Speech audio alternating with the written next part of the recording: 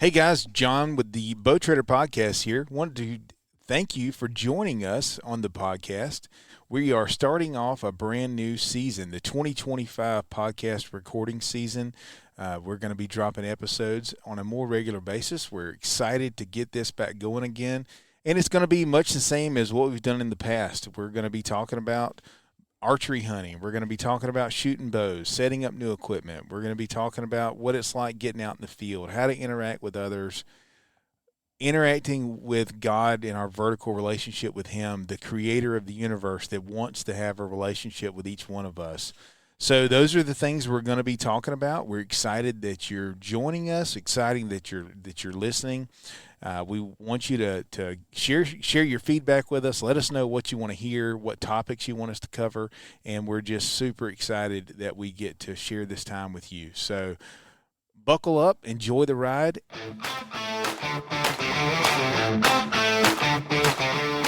All right, so let's go around the table, introduce everybody. We got some familiar voices in here. Dub's here with us today. Dub, step up to the mic and say hello, everybody. Hello. He doesn't listen. Not nearly as good as I do, right? Yeah. And then we got Brandon, of course. Brandon, say hello. Hello. See there? That was on cue. Perfect. Then we got Wes Chester sitting over here. I'm here. He's here. Ready to go. Wes has been in here in the shop shooting his target bow. And it's like, I mean, a glorious thing. It's taking some time, but we got it together. I love it. I love it. Together. Yes, sir.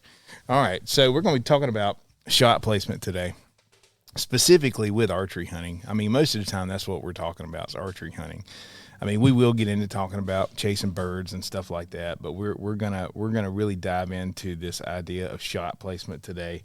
And I think one of the things that I have learned, and, you know, for a lot of you guys that are going to be listening to this, guys and gals, whoever's listening to this, some of the things we're going to talk about, you're going to be like, well, duh, John, we know that. But some people don't, you know.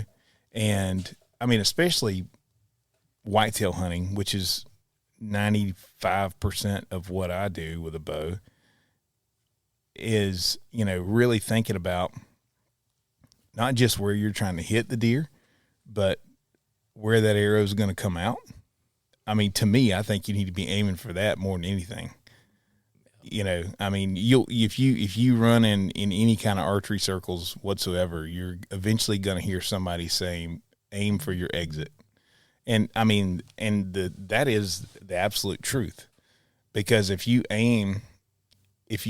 hunting from, you know, if you're 20 feet in the air and you take a shot on a deer, and you're like, all right, I want to hit this deer right behind the shoulder, chances are it ain't going to end well, right? Right. And why is that? Well, it depends on your angle, depends on the deer's angle, depends on your distance. And I know Dub's going to like this one. It depends on your broadhead. There you go. I've already been rebuked on that one. Rebuked. Yep. Now, tell me about, let's start with distance. Let's start there.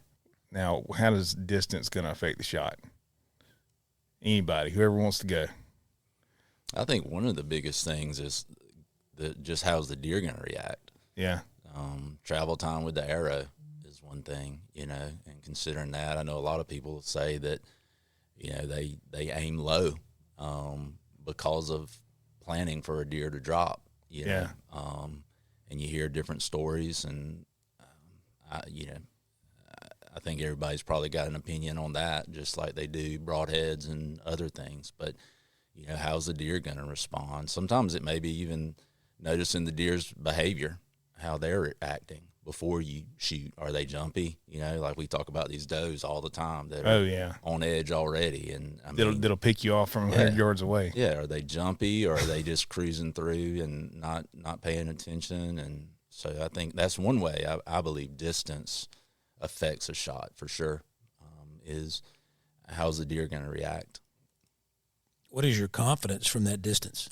Absolutely. Sure, yeah. And do you know what the distance is? Yes. You know, I work really hard at judging distance because I don't want to have to pull out a rangefinder and see how far he is and then put the rangefinder up and try to hook my release to the string.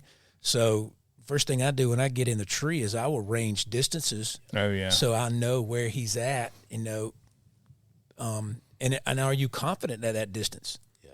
I mean, sure, basket rack 8-pointer at 40 yards, but what if it's a 140-inch 10-pointer at 55? Right.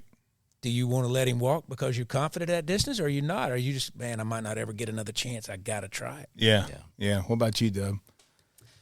I shoot long distance, so You practice long distance. Let's clarify practice long distance. Very So long I feel distance. like a 60 and under shot for me is a lot easier than most people. that. Well, I mean, we got to clarify this. Wes will practice Dub. All right, let's fix this. John Wesley is Dub. Wes Chester is Wes. All right, now, but Dub will consistently, habitually practice at 100 yards, Yeah. if not further. I mean, like we've got a target off our back porch that's, I think right now, 131 yards. there you go, 131 yards, and he will send them. 0.2, if you want to be specific. Okay, and he did that without a rangefinder. See, I can't see 131 yards. It's a big target. See the target in the range down there. It's one of those. So Only missed it like a few times. And now in the early days, he'd miss it a lot when he's shooting, 50 pounds. Today, he's drawing 80 pounds or whatever, and he'll rip it down there. But early on, nah, there was more missing than that. These targets, they have a little piece of wood at the top and at the bottom, and there are numerous arrows in that top piece of wood, and they are not all mine. How it's set up is the target, it's downhill, so Yeah. the arrow arcs, and it'll hit that plywood just Yeah, it just zing, it's zips gone. right off of it. Yeah, it's gone. Gone. if you'll hear it. I mean, it's foam is home, right? Yeah. And you'll hear it. And it's like you shoot. It used to be he would shoot, and it's like you could just sit there and drive to Mississippi and back, and then his arrow would hit. That's great. And now Just it's funk. yeah. Now it's pretty quick, but yeah. So he'll practice at an extremely long distance, which makes that 40-yard shot like a chip shot. But it makes that 10-yard shot like a yeah. easy. But still, even with that, you still got to contend with a white-tailed deer, and they are super jumpy. And I obviously talk to a lot of people that bow hunt. I mean, work in a bow shop. That's the people that we talk to on a daily basis, and everybody has their idea of how much a deer is going to drop or where you should hold or whatever. And I don't know. I'm not comfortable with holding low. I really Right. don't. Yeah. Well, there's too many factors. If that deer hears that bow go off, he's going to drop. Sure, yeah. So if you've got a 20-mile-per-hour wind blowing in your face, he's not going to hear that. He's not going to drop. Yeah. That's a If great he's on point. edge, Yeah. if he's alert and he hears that bow go off, now he's going to hit the ground almost. I mean, Yeah. I've seen some of these videos that is just amazing how much they can drop when they turn to leave. Yeah, me and Dad were hunting in a ground blind. In a There was a ground blind, squirrel yeah. over the deer, shaking limbs, and Dad shot at the deer. That deer dropped like 2 feet, Oh, it was crazy. hit the dirt, and bolted. Super light arrow, super fast bow. I mean, it was like we had 315 315. What? is what your bow was shooting. That's pretty fast. Kids. He's all big and proud right now because he shot his bow through the chrono earlier with like a 200 grain arrow, and it No, shot my hunting arrow shoots 330. 330. That's fast. I'll give you that. That's fast. But anyway, yeah. I mean, this deer. I mean, and it was a flat shot at 20 yards. I mean, a layup, right? And these squirrels were up in the tree, playing in it like it was a dang jungle gym or something. And so the deer were super edgy. They had no idea we were there. The wind was blowing towards us. We had black on, and it was just a really good setup. And I shot, and I was like, I turned to him. I said, "Hey, were you videoing that?" He was like, "No, the camera wouldn't work." you just had my phone or whatever. This is before he had a phone. And I said, man, I think that deer got out of the way.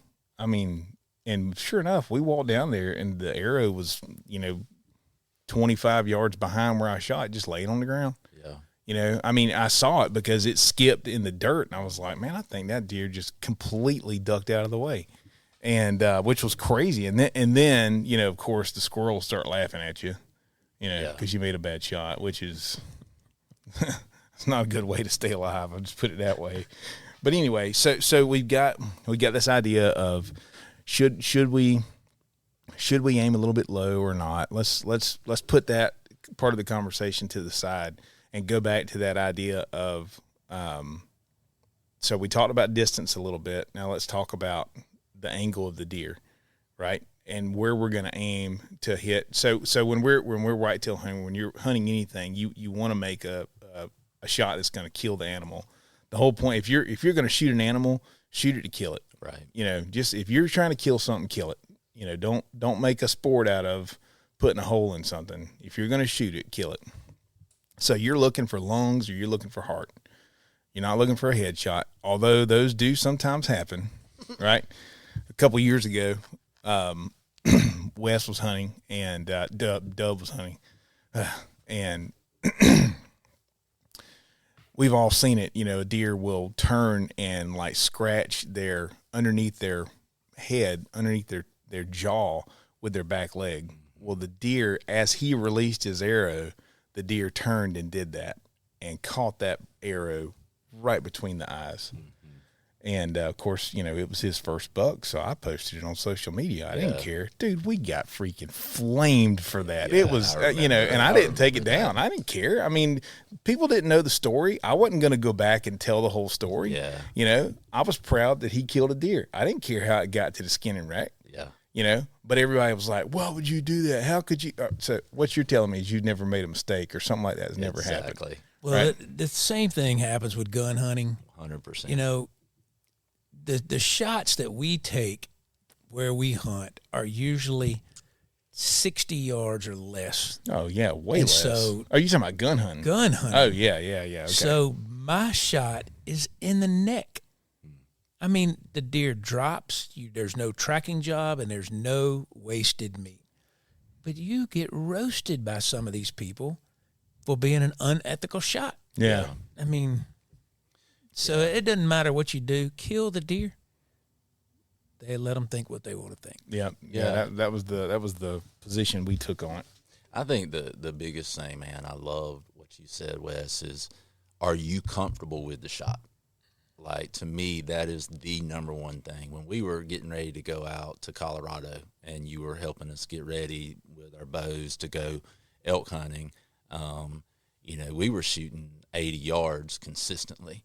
You get out there, you got a huge target, so it's a lot different. But I got really comfortable shooting 80 yards. And it's kind of like what you were saying, Dub. We got really comfortable with that. So coming back deer hunting, 40 yards felt very comfortable. Whereas the year before, 40 was, I don't know. But I think ethical is what is realistic for me, and what am I comfortable taking that shot, and given all circumstances. And certainly it happens quick. You don't have time to think about everything. But what am I comfortable shooting? Whether it's a rifle or a bow, to me, if you have a high level of confidence, not a confidence, not a wish, right, but a true confidence that this is a shot I can consistently make, then take that shot. But stuff happens, It's one thing to make a mistake. It's another thing to take a shot that is a high likelihood of wounding a deer and not killing it because you think, I'm not going to see that deer again. This is just like you talked about the one that went under the tree this year. Oh, yeah. You could have taken a shot at that deer. Yeah. But you knew, like, there's no high probability of me killing this deer. Yeah. And to me, that's where it matters, is we're going to make mistakes. Look, I track deer. I track, probably close to between 60 and 100 at least a year, depending on the year. And most of what I track is mistakes, and that happens. But I think there's a difference in that and just making a bad choice. Yeah. You know. Yep. I would agree with that.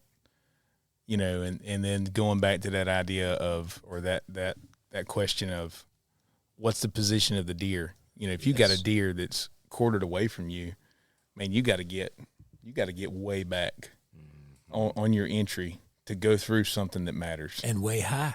Man, I'll tell you, I shot a deer 3 years ago now, and when I shot him, he was at like, I don't know, 5 steps or something from the tree. And so when I shot him, I was probably 2 or 3 inches from his spine where I went in, right? Going down. He would have been, I guess technically quartered away from me. But he was walking right past my tree. I think the correct term is directly under. Yeah. I mean, he was very, very close, and, wound up going through a lung and going through his heart. And I mean, it was game over. The only thing, I don't even know how he ran after that. Yeah. You know, I knocked him down and he got up. And, probably because he was 200 plus pounds. Yeah, he was big. He was a big deer. But yeah, that was cool. Had a lot of fight in him. Yeah, for sure. And then, you know, I'd say this: as much as you practice at a long distance, practice at a super close distance too, because that one will kill you. You know, we've done 3D shoots, and we'll always set up a target super close. I mean, like 3 yards, and it is hilarious to watch people walk up to that target. They're like they'll look at it and you almost just like step it off, you know, because they don't trust their rangefinder because it's so close. And then they'll go to shoot it, and I mean, and it'll be a target like a raccoon or something, you know, something really small. And they'll go to shoot it, and they're like, you'll look at them, and they're like trying to look down their arrow and stuff, and it's like, you're gonna miss. I mean, and then we watch them just completely miss. Well, I had a guy ask me one day, he was like, why do you set the target up so close? Your target's gonna get shot out. I was like, dude, people miss this thing 9 times out of 10. They miss. Yeah. You know, because when you're shooting a target that close, you know, from a 3D standpoint, you need to shoot like a 60-yard pin, right? You know, to be able to do it. And you know, most people, the 3D shoots that we have traditionally done have been just fun shoots. It's not a part of a club or anything where people are coming out and trying to make a certain score or something. So it'll just be a group of buddies that hunt together, and they'll just come out and shoot. And they have no idea how to respond to that target at 3 yards, and it's hilarious, you know. And they give each other a hard time, and then the next guy will come up and he'll miss, or he'll clip the top of it or whatever. So in that little raccoon target, there's actually a scoring ring like right in the middle of his head, and so that's what the one that everybody goes for is right in his head. And it's a challenge. And it's funny to watch it. Yeah. But anyway, all right. So let's say you've shot a deer, you get down. What's next? Or let's, before we even go that far, you've shot a deer. What's next? What do? You've shot a deer. Calm down. Yeah. Typically, for me, when it hits me is after the shot. Oh yeah, absolutely. And before the shot, getting it done, everything, I'm typically fine, you know. And then after the shot, it's like, man, I have this adrenaline dump that happens, and I'm like having to hold on to the tree sometimes. You know, I mean, I've never gotten like, you know, Luke Bryan excited. I mean, we've all seen that video. Is he down? Is he down? Is he down? But maybe close. But anyway, but yeah, I mean, you take that shot. Usually the deer's going to run off, you know, with archery hunting. I mean, most of the time we don't just knock them down and boom, they're dead. Like with a rifle, we don't have that much energy that we're working with. So what do you do when you take that shot? Man, you'll have to gong me or something on when you start talking about this stuff, because this is what I love, right? Is the tracking aspect of it. Well, I'm talking about before the tracking. Yeah, well, I think the biggest thing, and I tell my boys this all the time, and it seems like, and other people too, but it seems like we can't get this down because we're so excited. Mm-hmm. The first thing I think is, one, exactly what you said, Dub, is calm down. Yeah. But then mark where they were. Yeah. You know, like one thing that happens with me, with a lot of people, is I'll go and I may be hunting with them, and I'll say, where was the deer? And they're like, and they'll call me. I'll drive an hour and get there, and I'll say, well, where was the deer when you shot? I'm not 100% sure. Yeah. And one of the first things, I think, before you ever get out of the tree is know where the deer was at. Mm-hmm. You know, I think for me, that's one of the things, you know, that's huge.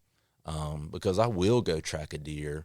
If somebody thinks that they hit that deer and they are very confident, which everybody is, because a lot of times it's wishful thinking, I'll go help them, but at least know where the deer was. Yeah. You know, give me something to work with. And the thing, so here's what I'll tell you to do. When you take that shot, you need to collect yourself really, really quick and watch and listen.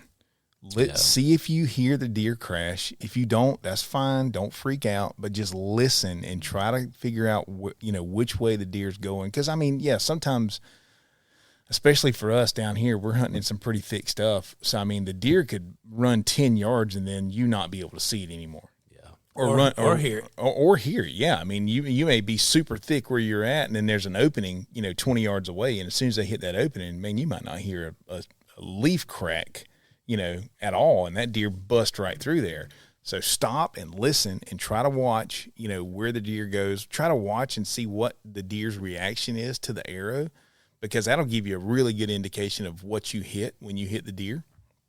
And then the other thing, like you said, really try to pinpoint where that deer was standing, because I'm going to tell you right now, when you get down out of that tree, everything changes. Looks different. Yeah. Everything. Especially in the dark. Yeah, especially in the dark. But even if you have the good grace of shooting a deer when you still have plenty of light, everything is still going to look so different when you get down. And being able to go and figure out where that deer was standing. And listen, you may not go to where the deer was standing and see blood immediately, and that's not unusual. Absolutely. I mean, hopefully you can go and find your arrow. Our goal is to punch all the way through. It's really nice to have two spigots dumping blood. It's a whole lot easier to find something that way. Yeah, and going back to the earlier conversation of where we aim, if the deer's closer and you've got a steep angle and you don't get a pass through, a lot of times it takes a while for that deer to bleed. Yeah. The cavity has to fill up with that blood before it comes out that entry hole. That's one thing I learned with hunting out of a ground blind. You're typically making pretty flat shots. And, man, you got to watch and see where that deer goes, because it might go 30, 40, 50 yards and you not even get a speck of blood. Right. Yep. You get nothing. Yep. And I know, Dub, you like hunting pretty high. I know that you like getting pretty high in the tree. 16 to 25 feet is very common for me. Yeah. I typically don't go higher than 25. I just get where I feel is – I don't really get cover. I hate trees with cover. I don't know how to explain it. I just don't like it at all. So I get to where I think that the deer will not be able to see me as good, but I still have a really good shot angle. Yeah.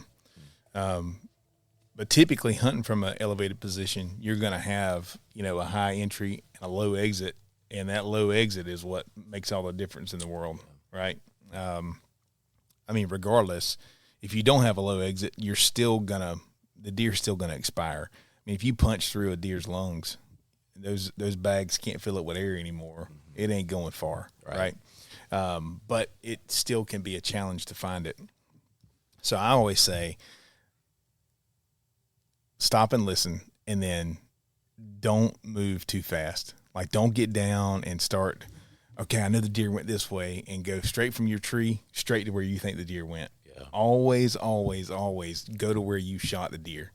And then start from there. Try to find your arrow. Hopefully your arrow is sitting right there. You can look at your arrow and see what it looks like. If it's green, probably go to the truck. I Please mean, go to the truck. yeah. I mean, that doesn't mean that deer's not going to die. That deer's probably going to die, but you need it to go to its first bed and stay right there. Yeah. And let it expire right there. It's going to take a little bit longer. Or if you go to your arrow and it's got super dark blood on it, like real deep crimson red, back out of there. Yeah. Just as quiet as you went in, back out of there. Because you probably got in his liver. Again, he probably ain't going to tote that, right? But if you bump him out of that first bed, dude, he's gone. Yep. I mean, he'll be in the next county. Yeah. When we're in Kansas, everybody's waiting for that text that you shot one. And unless you saw that deer fall, you stay put where you're at until somebody gets to you. Yeah. I mean, which is usually 30, 45 minutes. Oh, sure, yeah. So, which is pretty good timing. yeah, it is. I had a friend up in Missouri that went hunting this year, and he hadn't done a whole lot of hunting. He's done a lot of shooting 3D stuff and things like that. And he loves archery. He's really into it. And he shot a deer and sent me a picture of that he just shot a deer or whatever. And I said, dude, don't move. He said, what are you talking about? It's like 3:00. I want to get down and find this deer. I said, don't move. Just wait. Just sit there. And basically said everything I've been saying right now, just over text message, and he was like, can I call you? I was like, no, I'm in a tree. Don't call me. That's right. And so anyway, and like when Dub killed that buck that he killed this year, I was 45 minutes away. I said, don't move till I get there. He's like, Dad, you're like an hour away. I said, no, I'm not that far. I'm getting ready to leave. I was in Sylvania, and I said, just sit there until I get to your tree. So because it was getting dark, and I said, you sit right there, and then I'm going to walk to where that deer was standing when you shot it, and then we'll go from there. And I got there, and we still had a little bit of daylight, and I walked to where the deer was standing, and sure enough, I mean, it was in a creek bottom, so it was wet, and you could see where the deer jumped when he shot him. And I found the arrow a few feet away. And when I bent down to pick the arrow up, I saw through, the underbrush, I saw that white belly, but I didn't say anything. I said, all right, come on, get down and come over here. And, I stuck his arrow in the ground right where it was standing. And he got over there and looked at it, and he was looking at the arrow, and he was like, Dad, I think I made a really good shot. And I said, buddy, I think you made a great shot. I said, but find blood. This is it. This is the way we do it. And, so he started looking and found some blood. Then he went this way and was tracking the blood and everything. And the whole time I actually stepped back because his mom was there too. She was all excited and wanted to go down in the woods. And I stepped back and I said, the deer's right over there. And I said, it's cool. We got this. And so she started to say something. I said, don't say anything. Just let him find it, And anyway, so looking at what the blood looks like, looking at what your arrow looks like, if you can find your arrow, if you got a pass through. If you shoot a super light arrow, you probably didn't get a pass through. Okay. Here we go. I knew I'd fire him up with that. If you shoot a super light arrow and a mechanical broadhead, man, You don't have a chance. you've got no chance in the world. One thing for you, Dad. How many deer did you kill this year? None, man. It was Here terrible. we go. I shoot Here we go. those heavy arrows and fixed blade broadheads. I didn't kill anything. I didn't even take a shot. He knew I he was- didn't have a chance with those heavy arrows. I and knew fixed I was so I lacked so much confidence. I just didn't even take a shot this past season, which is terrible. Oh, he's crying now. But yeah, I mean, so think about the broadhead that you were shooting. What kind of hole it's going to put in a deer. So there are broadheads on the market that are mechanical broadheads that open from the front, which means that as it goes into the animal, it pushes it open. And I have had so many people, Such as a Schwacker or a Grim Reaper. yeah, If you want to go look those up. I've had so many people that will tell me that they picked their broadhead up on the other side of the deer and it wasn't open. Wow. So they think that it didn't deploy, Yeah. which is not. Not true. Snap yeah. back. Yeah, closed. just snap back closed, right? And And then they would be like, we didn't even look for the deer. And I'm like, well, what do you mean you didn't look for that deer's dead, dude? I'm telling you, and then I look at the arrow and it's got white hair all over it. I'm like, nah, it didn't open. Typically if you got white hair on your arrow, and you say your broadhead didn't open, you probably like shot through the brisket or, right up under the belly or something like that. And chances are, you probably didn't harvest that one. But, continuing on that, what does it look like?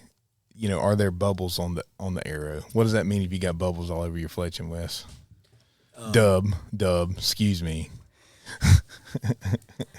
Sometimes lung. Sometimes lung. Most of the time lungs. But not always. That's where those bubbles are at usually, right? It looks kind of pink and bubbly. That's probably a dead deer pretty quick. Yeah, I'd say look at the color more than bubbles. Yeah.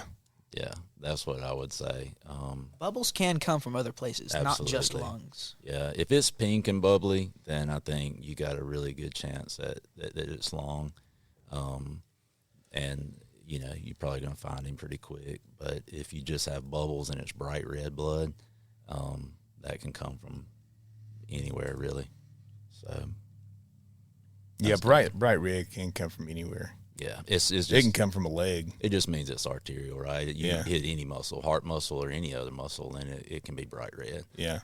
Like you said, I found a lot of deer that are with rifles that were shot through the brisket, and the dogs end up finding that deer. Usually not dead, but they find it. Yeah. And but it's one of those things where that they bleed and bleed and bleed, and people equate a lot of blood with a fatal shot, and it's just not true. There's nothing that bleeds probably more for 300 or 400 yards than a leg that's blown off, but you get to 300-400 yards and you quit finding dropping blood, you start finding smeared blood. Oh yeah. And it's just because it's just rubbing off on stuff. And so a lot of blood, bubbles, all that stuff, I think a lot of that gets sometimes blown out of proportion, just because even clots, people see clots, oh, that's got to be lung or that's got to be heart. Well, blood clots.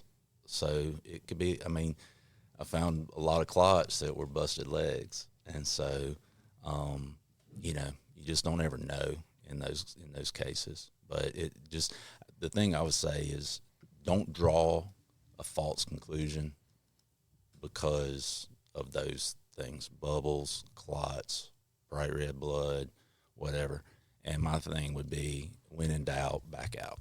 Like, if you have any question, like, you're not going to hurt the situation by giving it a little bit more time, So that would be my encouragement, is just make sure what you're looking at, And if you're unsure, get somebody to come look at it that's more experienced or whatever. And, a lot of times people don't find deer because pride gets in the way. And so being willing to ask for help sometimes is the best thing.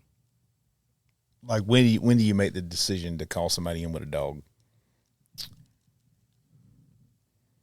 I would say, if you've done the proper things, if you found your error, if you've found blood, depending on what kind of blood, how much blood, you should start looking at making that decision right now. Yeah. For me, I really encourage people that if you're serious about finding it and you have not found it in 150 or so yards, just get out and call somebody that can come in and help you find it. But if you find a dark blood, green stuff on your arrow, especially if you find a liquidy dark blood, that's going further and further back. Dark blood is probably liver. Mm-hmm. Green is probably stomach. Liquidy dark blood is small intestines. And the further back you go, the longer it's going to take that deer to die. A busted stomach, busted intestines, deer's going to die. He's going septic at some point. He's going to die. But like, you shoot a deer even with a rifle sometimes with in the small intestines, and unless you've got dogs that catch that deer may live 24 hours. And so the further back you go, the longer you need to give that deer. And but now I've seen some terrible shots too.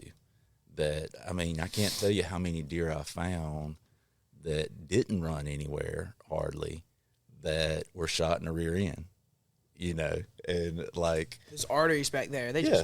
yeah. I mean, I'm talking. I had a buddy. It's kind of a funny story. I had a buddy that we took hunting one day, and he was new to bow hunting. I said, "Look, if you're gonna miss, don't miss forward. Miss a little bit back, right?" Mm-hmm. I'm thinking 2-3 inches. I'm not talking about shoot him in the rear end, right? Well, he's in the stand about 30 minutes, and he texts me, and he's like, "Hey, I think I took what your advice too literally." And I was like, "What do you mean?" He's like, "I just shot this deer in the butt." Well, I'd gotten another call to go track another deer that was supposedly hit in the lungs, and ended up showing back on camera later. We looked for that deer forever, thinking that his would be the hardest one to find. Well, we looked for that deer forever. We finally get back, and we put dogs on his, and it went literally 70 yards. And so the one that he shot in the butt? The one he shot in the butt. I had another one this year, went about 200 yards, shot in the rear end. You know, it happens. But if you find that green blood, dark blood, liquidy blood, man, you know, you got to get out of there for sure. Yeah. Well, my first deer, the arrow, I mean, I don't know. I pulled it up real quick. I don't know how I would describe that. Yeah. A little bloody with some stomach matter. Yeah. Went 40 yards, 50 yards? No, he didn't go that far. I mean, not even close. But then I shot this deer. Never found it. Yeah. So you got to think too. Think about the entry and exit, because if the last thing that arrow goes through is gutty matter, then it's going to look more gut shot, because right? I went in like 1/4 right in the shoulder and came out right here. Absolutely. So it went through everything. Yes. So you got to consider what we were talking about earlier is angle and shot placement, right? So the reason you had gutty material is because that's the last thing it went through.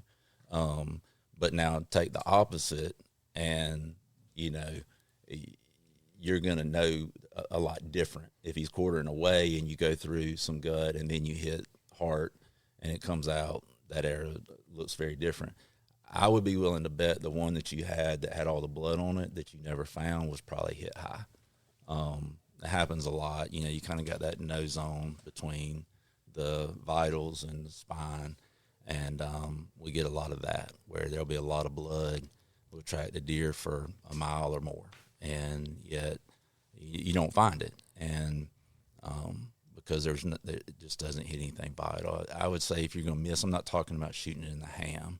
If you miss go miss a little bit back, and if you're going to miss on the deer, I would say at least lower half, if not lower third, because that's where all the good stuff is, really, at least from what I've seen. Yeah.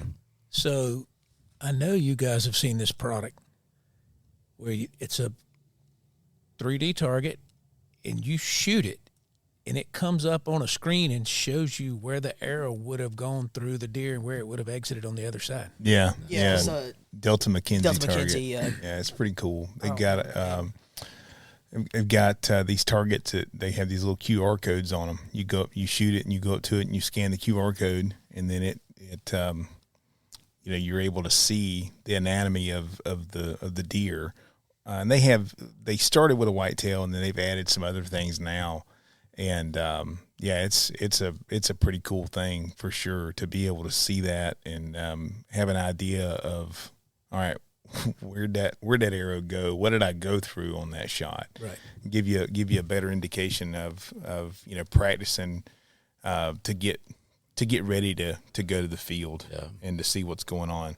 So the other part of this, you know, we hunt in Georgia a lot, and most of our deer season is pretty hot. Yes. You know, so I would say just as important as making a good shot and getting, you know, recovering the deer pretty quick is getting that thing opened up and getting that heat out of there.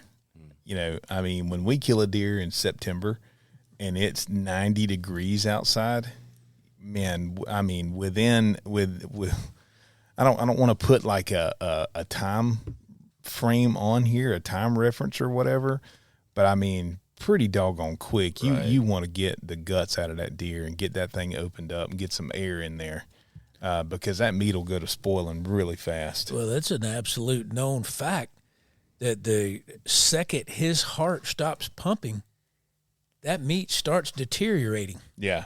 I mean, it just depends on how long you want to let it deteriorate. Right. Some deterioration, 30 minutes is not going to kill you. Yeah. But if it's not got blood pumping through it, that thing starts to ride it around in the back of the truck and showing your mama and your buddies. And Nah, that's a bad idea. Send them a text with a picture, but get that thing opened up. Yeah. I mean, I that time of year we kill a deer. It's happening wherever we find it. Right. I mean, we will completely field dress one. We'll never go to a skinning rack. I mean, it's done right there, and like we're skinning out shoulders and hams and hanging them in the tree, and letting that airflow get all around them and everything, and then getting all of that to a cooler as fast as we can. Because we want to preserve as much of it as we can. And then I'll say something else that's going to be controversial. I do not like putting deer meat directly on ice. Yeah. I hate the idea of, I don't know where this came from. I don't like bleeding my meat. I don't like doing it. I think there is a distinct difference in the flavor, and I mean, there may be disagreement here at the table talking about this, but I was at a men's breakfast a week or so ago, and one of the guys talked about how they don't like wild turkey. They said it's too gamey. I'm like, man, that is it. That is the flavor. That's way better than anything Butterball's got to offer. No offense, Butterball, but I'm just telling you. To me, a wild turkey or wild hog or something like that, man, I'll take a wild hog over a farm-raised pig in a minute. Just depending on what it is, right? I just think the flavor is so much better. So what you're saying though is basically we'll never be saying Bow Trader Podcast sponsored by Butterball. Probably not. Okay. No, I probably just solidified that right there. Yeah, I probably sealed that envelope right there. But I know what you're talking about. I got so many buddies. They quarter that thing up. They pull out the back straps and the tenderloins, and they throw it in a cooler with ice, and they just keep putting more ice on it, and they let it soak 4 or 5 days. And it looks like a bale of cotton. Yeah, it doesn't even. Yeah, it's nasty, man. And it's like so when you have meat like that, you're not gonna go to the store and buy a ribeye steak that looks like that. My grandmother would always look for the ones that were half off because they had done turned brown. Perfect. She said that's the best cut of meat there is right there. Yeah, she remembers the Depression is what it is. Hell yeah. Yeah. Listen, I'll never forget Wes calling me one day, and he said, "Hey, we just had some people move in down the road here from Michigan, and she wanted to know if I wanted some canned deer meat."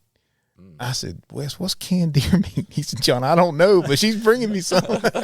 And guess what? We did not eat it. It was in a jar. They canned deer meat like we can green beans and stuff. Yeah, we call that spam, right? Yeah, it didn't look like spam. It was, But I guess that's a staple up there. I mean, that's the way they keep it, in a jar on the shelf in the pantry with green beans.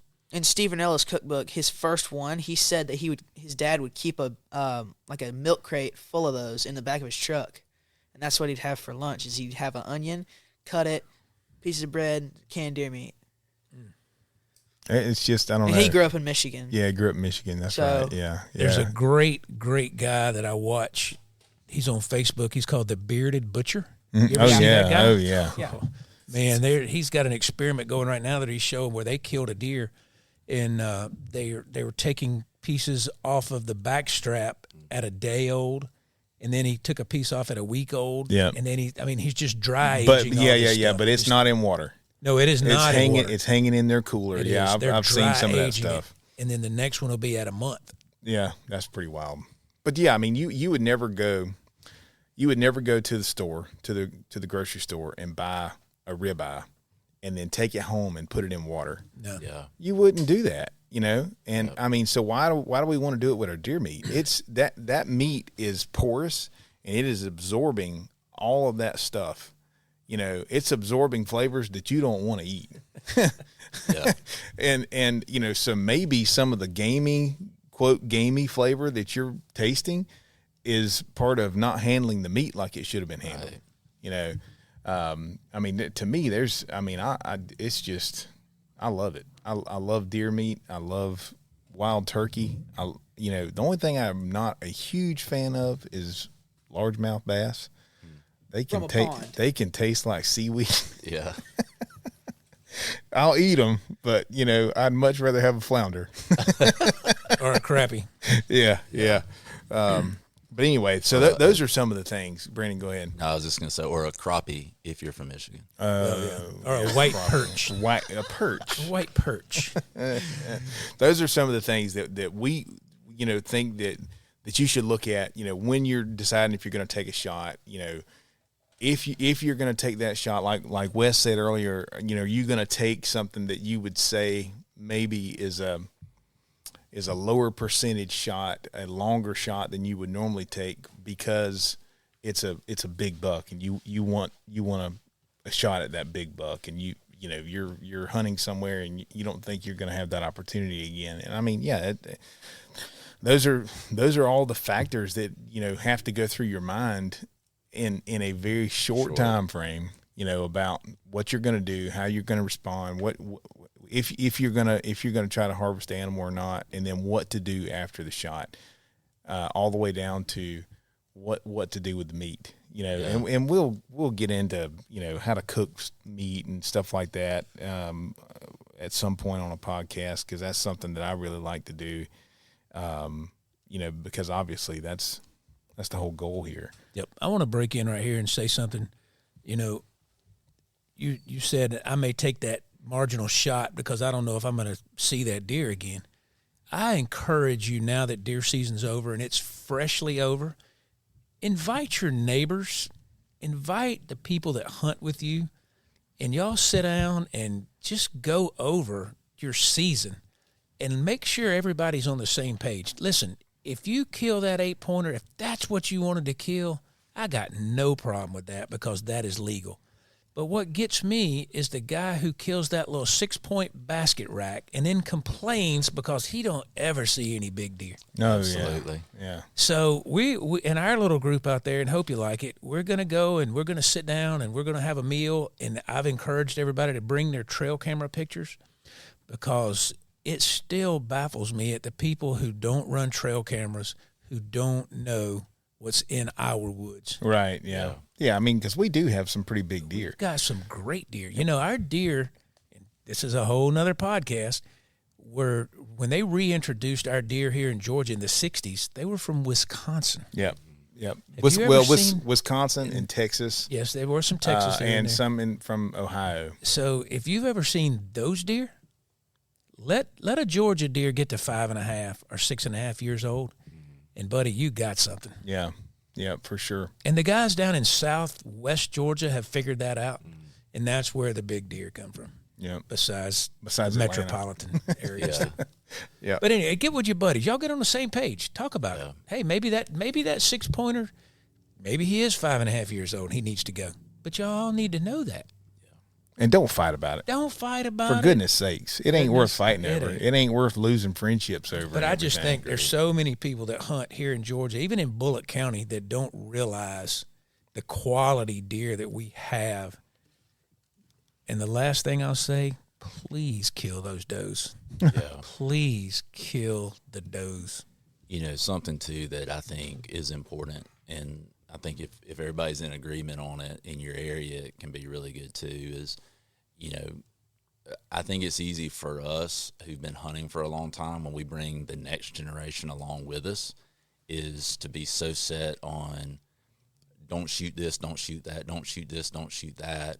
Don't shoot a doe during rut or what, you know, you get into a lot of that stuff. But if you've got a young kid who never gets to shoot, let him go. They're never turn him gonna, loose. They're never going to love it. No. You know what I mean? Yeah. And just to go and sit, I mean, they're never going to love it. No, the kids And get a so, pass. Yeah, finding some balance in that, but being on the same page with that too, I think that's huge, because we want the next generation of hunters to love it like we love it. But the reason I love it is because I used to shoot deer. That's right. You know, and as I got older, I began to want to kill, you know, bigger, older, nicer deer.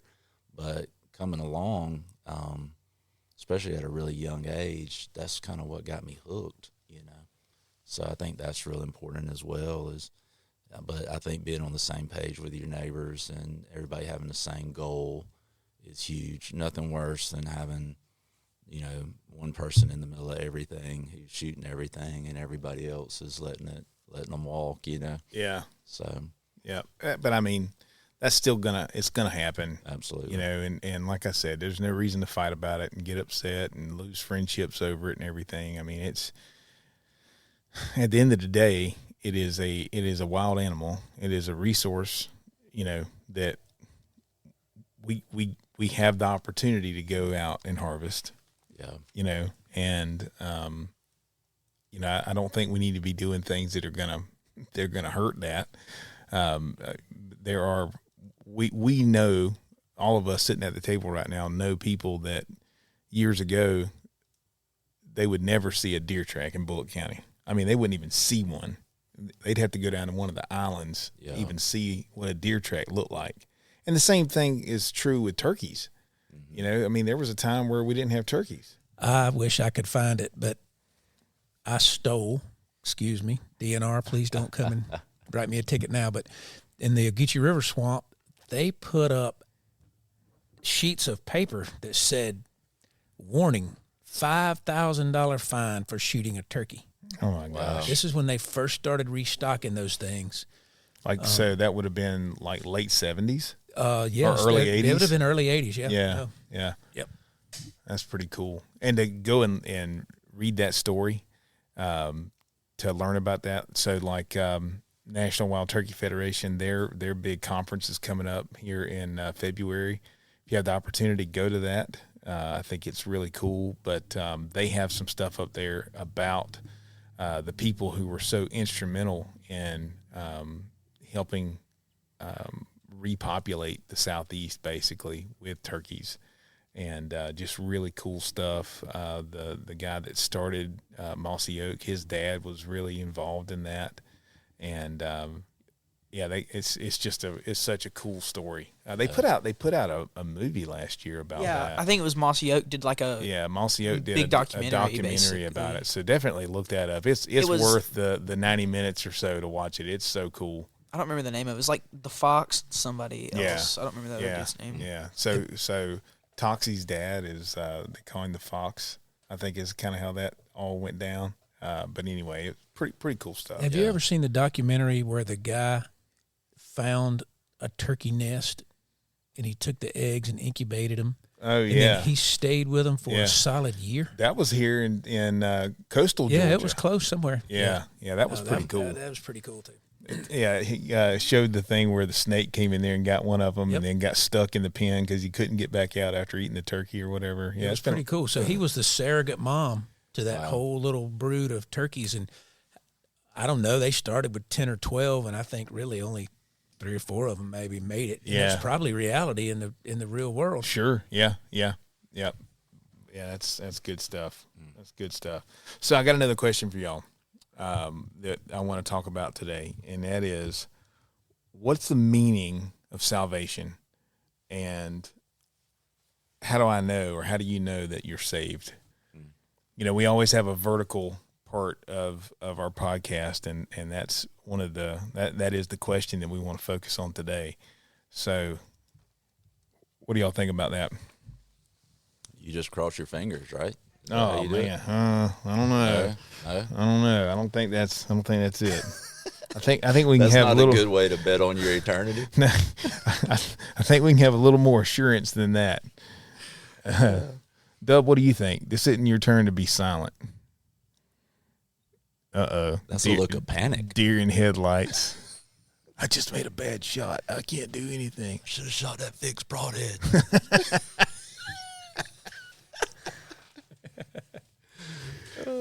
So I read a quote this week, and it said that this was in a book called "How to Be Sure You Are a Christian." It said, "My experience in counseling thousands of students and laymen through the years since I met Christ personally has convinced me that there are literally thousands of good, faithful churchgoers who have received Christ in prayer, but who are not sure of their salvation." And that was written by Bill Bright, and he's the founder of Campus Crusade for Christ, which is now called Cru, and they have campus ministries all over the country. But what do you guys think about that? Well, the first thing I did was looked up the definition of salvation. Okay. The state of being saved from harm, danger, or loss. Okay. All right. So what harm, danger, or loss are we being saved from? I'm being saved from being dangled over hell by a stinging stick and string. Yeah. Or rotten what, stick. dangled over a hill with a yeah. rotten stick? Yeah. Yeah, That was the part of the conversation we had earlier. So why? So let's I guess, since we define salvation, let's define the need for salvation. Who wants to take that? Who wants to talk about the need for salvation? We're all looking at Dub, and he's like, man, he's just backing away from the microphone. He's doodling with a Sharpie, hoping we're not looking at him. Yeah. So where does that come from? What's the idea behind that? I just think, it goes back even to what we talked about with what I would call the horizontal part, right, of shot placement. To sin literally means to miss the mark. And so you think about Romans 3:23, where Paul says all have sinned and fallen short of the glory of God. In other words, we've all missed the mark. Just like we were shot out of a bow and we didn't hit the right place. Wasn't because God couldn't aim. It was because we couldn't live out the life that God called us to, and rebellion pretty quickly entered creation. And so what we really need to be saved from is our own rebellion against God, and that separation that resulted in that, and I know we talked about before we started that referencing hell and this and that can polarize people a lot of times, and people a lot of times I would get the question of how could a good God send, somebody to hell, and and then you go back, you really look at it. Well, God's never sent anyone to hell. That was their decision.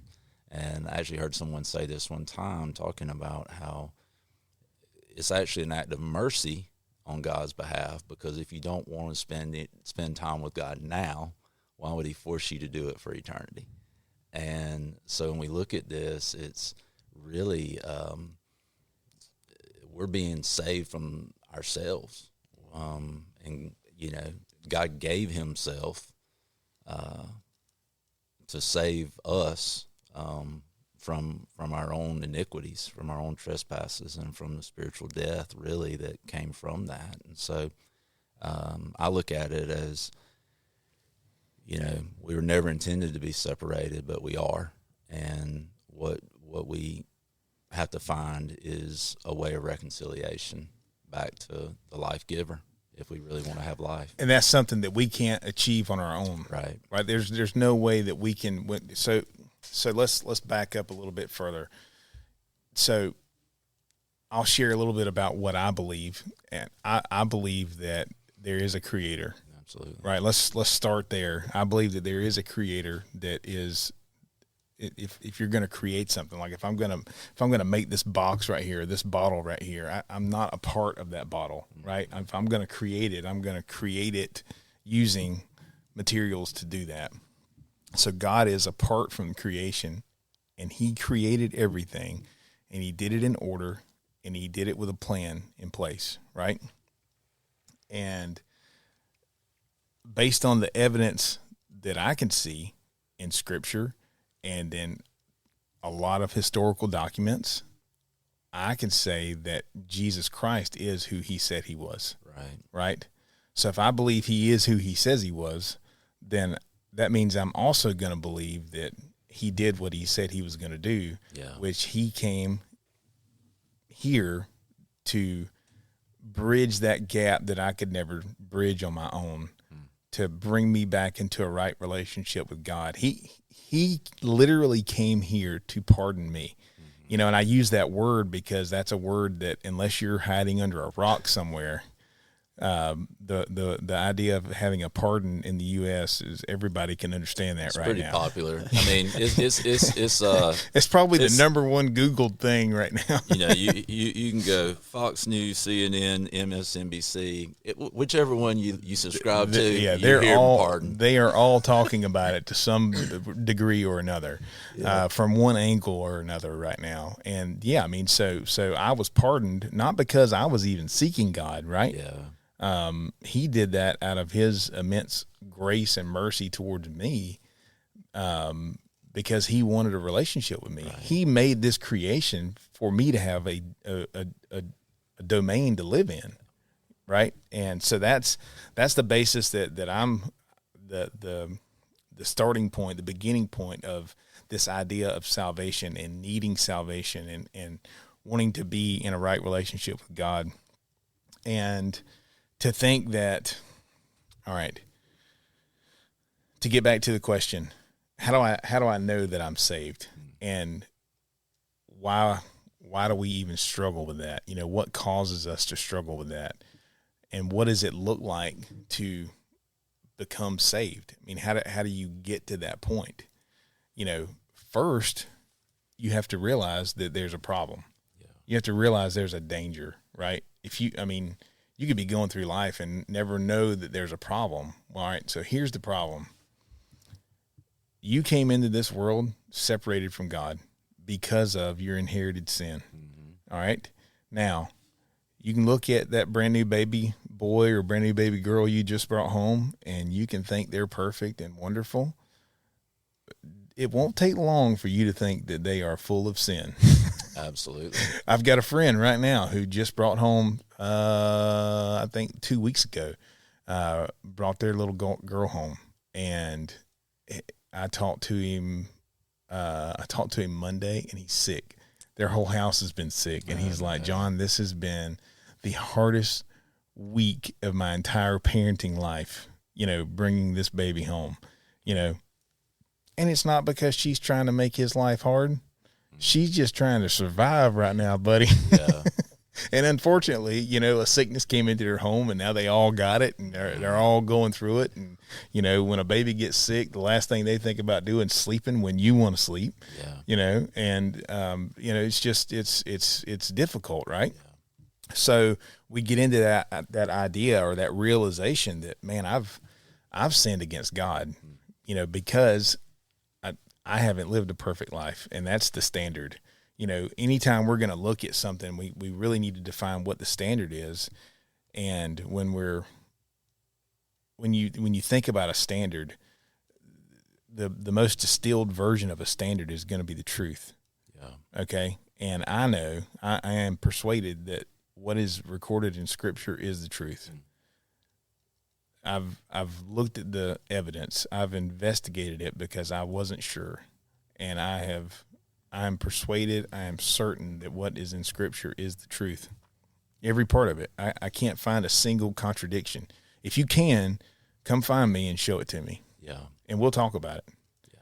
I don't think it's there. You just need a little more investigation and context. Yeah. Yeah. You think so? I mean, if you find a contradiction. Yeah, right. You know yeah. Yeah. That's exactly right. That's exactly right. But what do you guys think about this? I don't want to run over everybody and talk through this and be the only one talking here. I'm trying to not do the same thing, because I was thinking through this today. I was probably more excited about this podcast than any of the others, which I thought last week was our best one. We've done two, so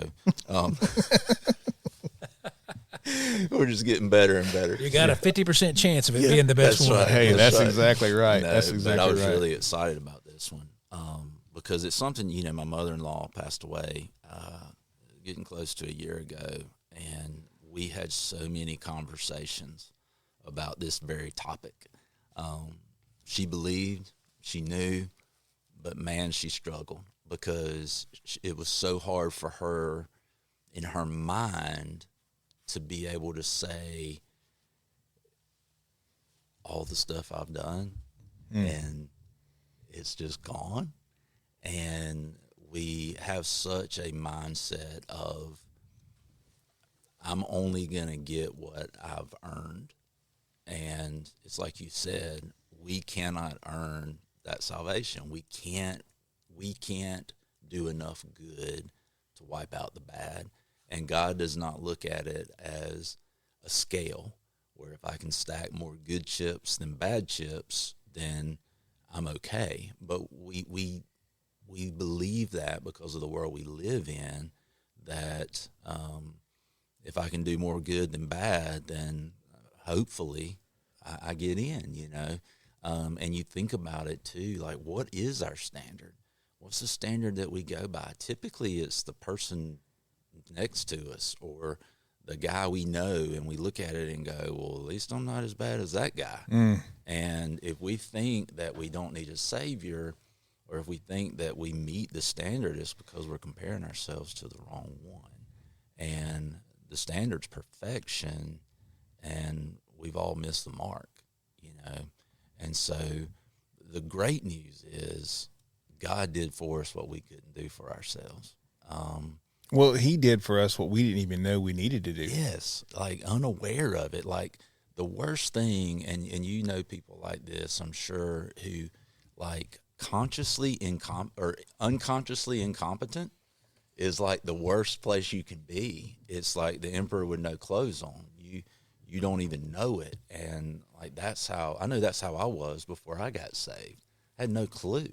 Well, I hear it. I'm sure everybody hears it. But I'm a good person. Yes. I'm a good person. You know, I help give to charity, and I do this and I do that. I'm a good person. Yeah. And people think that that's the ticket. Yeah. I tell our folks all the time, look, God didn't send Jesus to die to make you good. He died to make you alive. And, you know, if he can get a hold of your heart, then he's going to change your life. And so a lot of times we get way more into behavior modification than we do heart transformation. And I think that's one of the things that happens so many times is, as you talked about, John, he created us for relationship. And it's not like he was needy. Like he's got perfect relationship within himself with the Father, Son, and Spirit, but just a relationship of love and that brings him glory. I mean, the original command was to fill the earth, and we were created in his image, fill the earth and rule over it in a way that brings him glory. But that was forfeited because of sin. And now, man, what an incredible God to do what he did for us, that we could once again regain the ability to fulfill our original commission. So, yeah.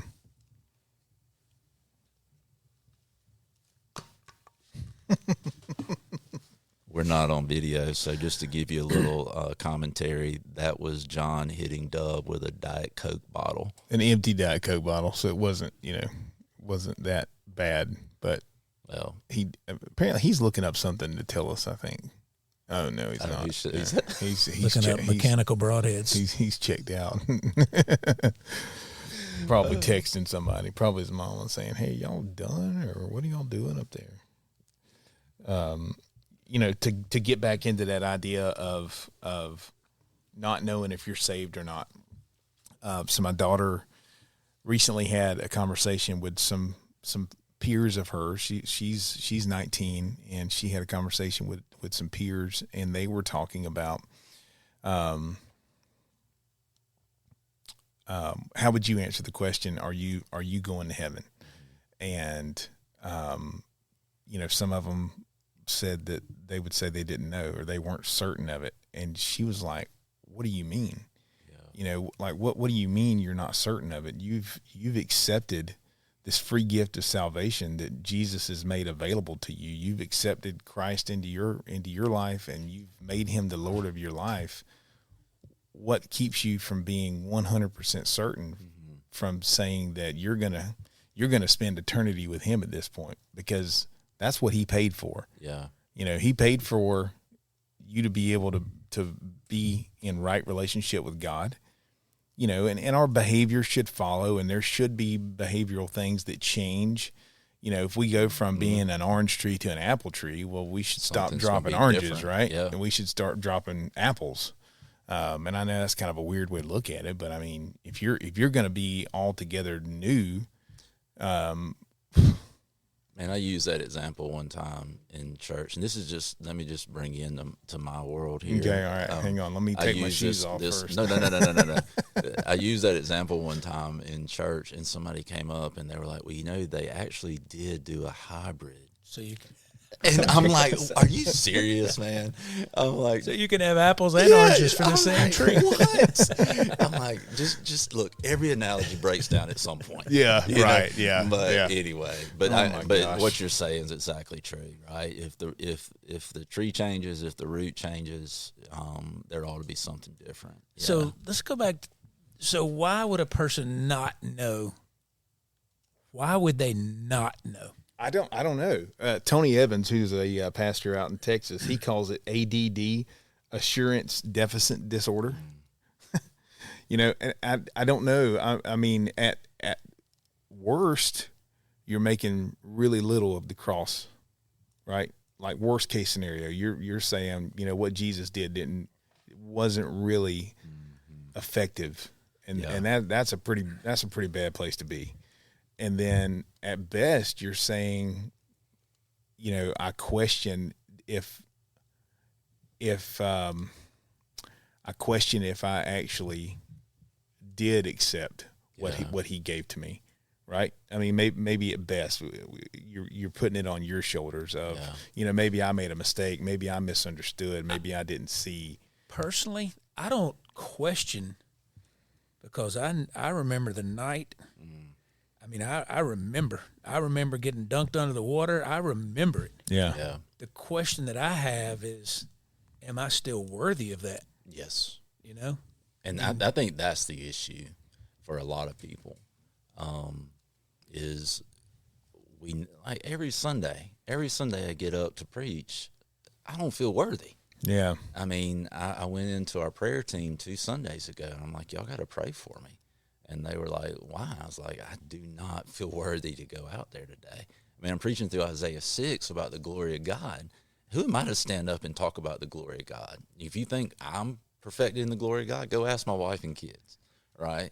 And I know my own heart, and I know how sinful my heart is. So I think it does a lot of times comes back to this worthiness, and everything in the world tells us that you get what you've earned. If you're worthy, you get it. If not, if you earn your paycheck, you get your paycheck. If you don't, you get fired, and that works-based mentality of the old covenant has caused a hybrid gospel that we believe in the cross, but it still takes my behavior, and I've still got to earn it, and if I'm good enough, then I'll get in. And if I don't mess up. Exactly. Then it'll still be good, right? Yeah. And when in reality, our pastor, Dr. John, he tells the story. I'm going to mess this up. I know I'm not going to get it right. His storytelling ability is incredible, and his memory is incredible. But he tells a story about going with his dad, like, to a hardware store, and he got a nickel to go to the hardware store with because he was going to get a piece of gum. Well, when he got to the hardware store, he didn't have his nickel anymore. So he wasn't going to be able to get a piece of gum. And he said, and he told some more parts of the story, and maybe his dad gave him a nickel or something. I don't remember all that part, but he said, with our salvation, for him to get that piece of gum, he needed to hold on to that nickel. It was his responsibility to hold on to that nickel, but it's not our responsibility to hold on to that salvation. Yeah.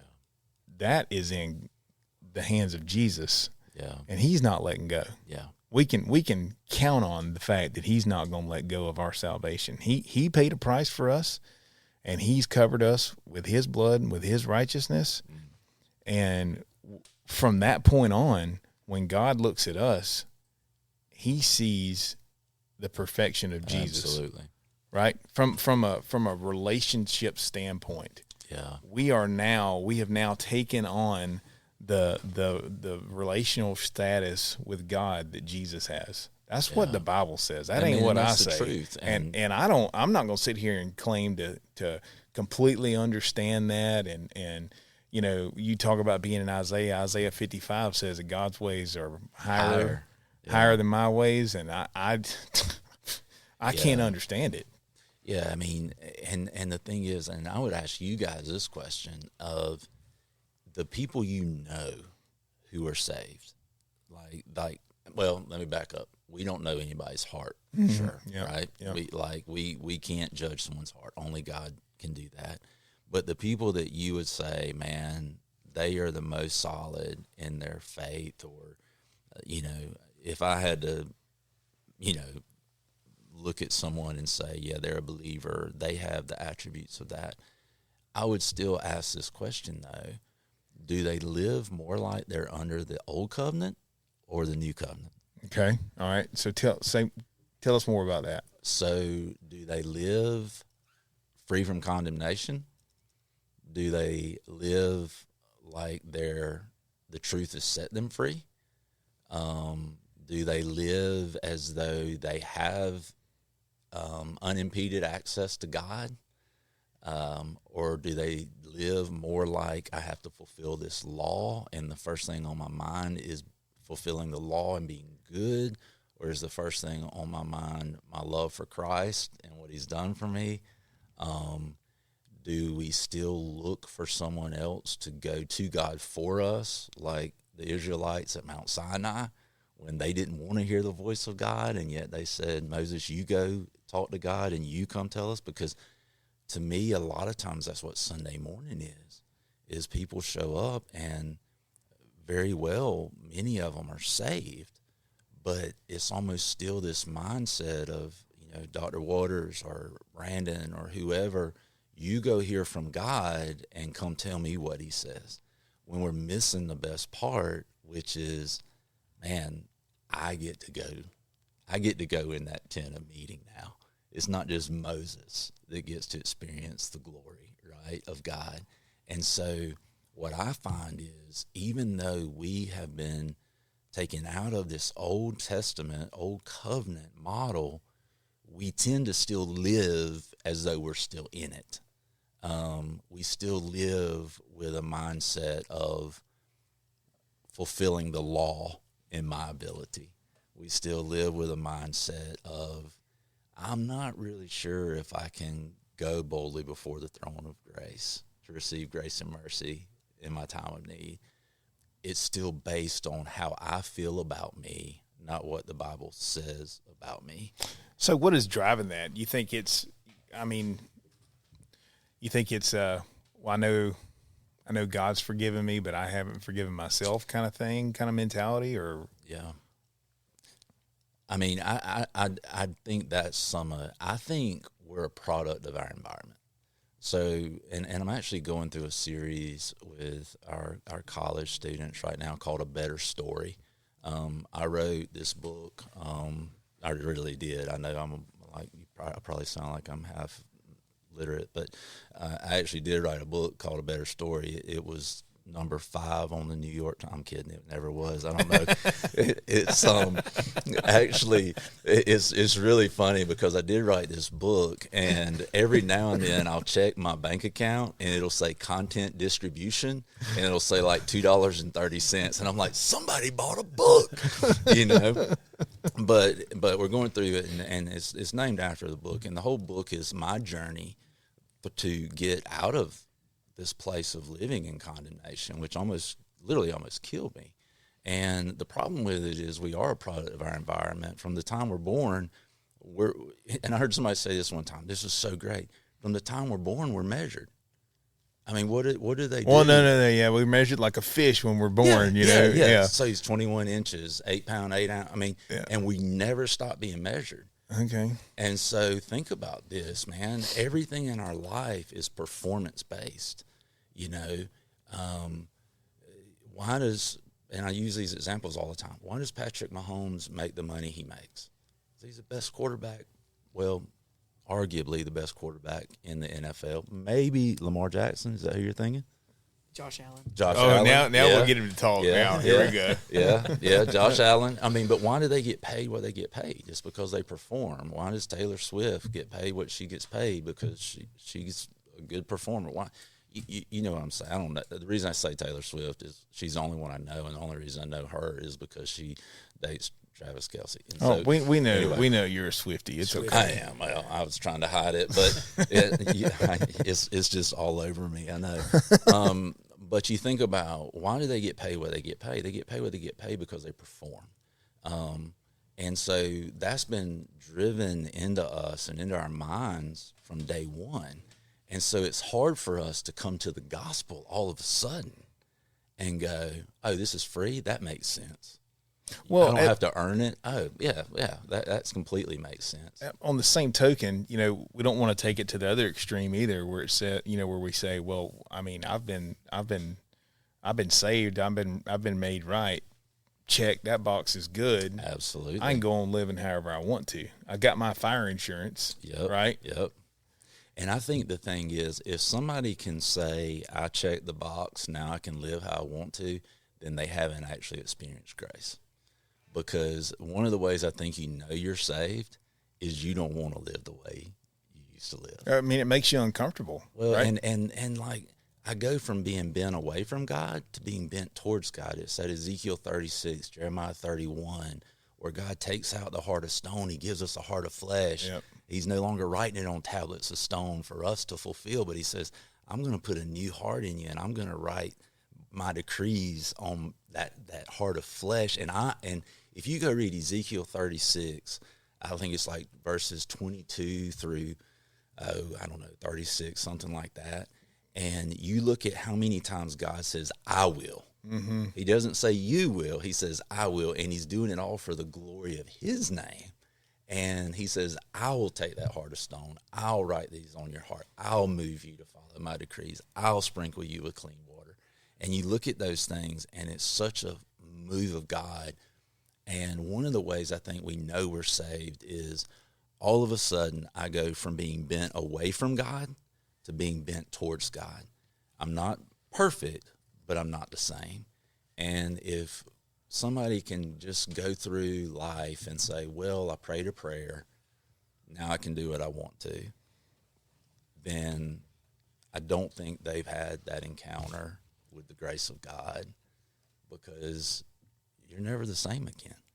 And it's like you said that night, Wes, that you went under the water. You came out of the water. You knew you were different from then on. I can remember April 1st of 2000. I always joke around because I got saved on April Fool's Day. I hope I don't get there. And he's like, gotcha. You know, and so, but I look at that and I'm like, I remember standing at Tattnall County Campground under a street light. Well, not a street light, just a light, because there's no street there. But under a light, talking to some of my friends and the people who were there on this retreat with me, and telling them I'll never be the same again. And them telling me, I'll give you 4 months, you'll be right back the same. I'm like, no, you don't understand. I will never be the same again. They didn't believe me. I didn't know if I fully trusted myself with it, but I knew something was different. And again, so far from perfection, but it's not the same. Mm-hmm. So anyway, I did what I didn't want to do. I just totally hogged. No, you're good, man. You're good. So that's good stuff. Dub's the one over there hogging all the airtime. That was me patting him on the leg. Saying that was the attaboy pat. Now move on up to the microphone and let's hear your take on it, because you've got a completely different take on this, right? Because you're 16 years old and you're going to look at it differently than what we do. So we want to hear what your take is on it. I mean, dude, we're just having a conversation. It's just the four of us guys sitting here having a conversation. That's all this is, you know. And so let me give some more background on what I talked with your sister about. So she said that one of the things that one of her peers said was, you don't want to come off as, I think it's prideful to say that I know that I'm going to heaven. I think it's prideful to say that. And I'm like, well, yeah, I mean, if it was based on something you did, absolutely, right? That's the difference. If it was based on something you did, and like if you were to talk to somebody, or if somebody were to come to me and say, John, how do you know that you're going to heaven? And if I started listing off the things that I've done, yeah, I'm really taking the wrong attitude towards it, right? I mean, because if I start listing off the things I've done, I'm telling you every reason that God has to say, yeah, this is why I had to send Jesus. Yeah. Was because of all the crap that you've done, because of, where you fell short on this and where you fell short on that, and you thought you were doing good. Because we have this insane ability to create this idea of truth in our own heads that is so far from truth that it's, I mean, it's really, it's scary. Yeah. I mean, we have the ability that no other part of creation does, and that is the ability to deceive ourselves. Oh, man.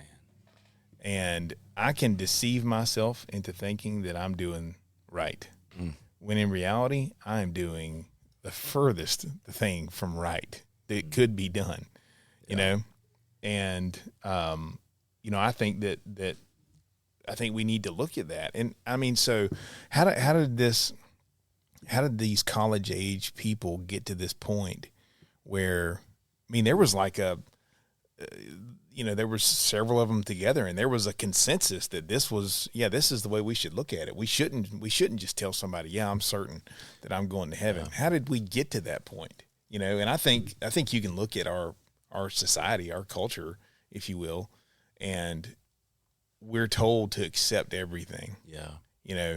Like we're told to accept that there's 462 genders, and not anymore. Right. and we're told to accept, that,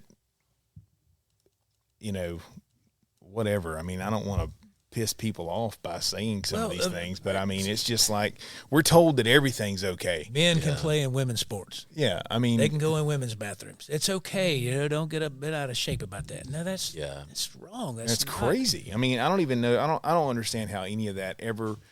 I mean, how do you write this down and say, now this is a good idea? It's what you said. It's deception, right? Yeah. And Jeremiah also says that our hearts are deceitfully wicked above all things. Who can understand them? Right. And so certainly we look at things, and it's easy for us to be deceived, and we have the same blind spots. They might just not be as obvious, right? And certainly because we're not perfect, right? I mean, the way Jesus said it was, well, before you go removing that speck from your neighbor's eye, you need to pull the plank out of your eye first, right? Yeah. And I would go back to the reason that those college students probably felt like that, which one, let me say this, I love Cru. Our Cru ministry here or at Georgia Southern University, Jay Bosley, all those folks that run that, man. And Matt Wise that does the Athletes in Action. Matt is a good friend of mine. I wish I got to see you more than I do, but Matt, Jay, that whole group, man, they are so discipleship-minded, discipleship-focused. I love that ministry, but I think all of us fight the same battle. The reason that I think those students may have been unwilling or a little gun-shy to say, yeah, I know I'm saved, is because it still comes back to that idea that I have something to do with my salvation. And so in an effort to be humble, they're saying, I don't want to say, yeah, I'm saved, because I don't want it to look like I'm saying I'm that good. But it kind of is that same misunderstanding, I think, of the gospel, to where when we realize that it's a God-centered gospel, and the only way that we are glorified is when we think we did it, but when it's God-centered, it begins and ends with him, then he's the one who gets the glory. But I don't think I think it all resorts back to the same thing, and it is Satan has built a system that's based on performance and that causes us, he's blinded the minds of unbelievers, 2 Corinthians 4:4, and we have a hard time seeing the light of the gospel because we are brought up in a performance system. It's drilled into our head, and then God says, I'm offering you life freely. I'm offering you change freely, and we cannot wrap our mind around it. I will say this too, and I know we've kind of picked at Dub over here a little bit tonight, but you know, I asked him how old he was when the shop started, and I knew he was probably like 8 or 9. He said 9, and I can remember the first time I walked into the shop, and this little kid comes up to me, and he's like, "Can I help you?" And I'm like, "I doubt it." In my mind, you know, I'm like, there's no way. And then, you know, he had more bow knowledge at 9 years old than I'll ever have. And that was kind of my first introduction to him and my first introduction to you too, John. And the longer I've been around, I kind of got out of bow hunting for a little while as I was raising my children.